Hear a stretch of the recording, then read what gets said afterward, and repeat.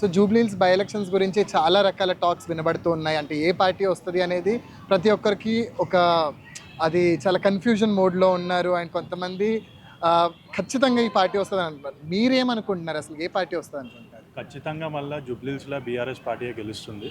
సునీత మేడంకి ticket confirm అయింది. Okay. Sunitha madam గారే గెలుస్తారు బై ఎలక్షన్లో.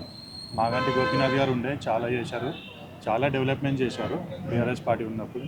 పాపం అన్ఫార్చునేట్లీ తను చనిపోయారు. తను ఉంటే ఇంకా డెవలప్ చేసేవారు, కానీ అన్ఫార్చునేట్లీ చనిపోయారు తను. ఇప్పుడు మేడం వస్తుంది, ఆమెకి టికెట్ కన్ఫామ్ అవుతుంది. మేడమే బీఆర్ఎస్ పార్టీయే వస్తుంది. సో ఎందుకు అంత నమ్మకంగా మీరు బీఆర్ఎస్ అంటే సునీత గారే వస్తారని మీరు అంత కన్ఫామ్గా చెప్తున్నారు? ఇప్పుడు మీరు చూస్తున్నారు కాంగ్రెస్ నుంచి ఎటువంటి డెవలప్మెంట్ ఏం లేదు.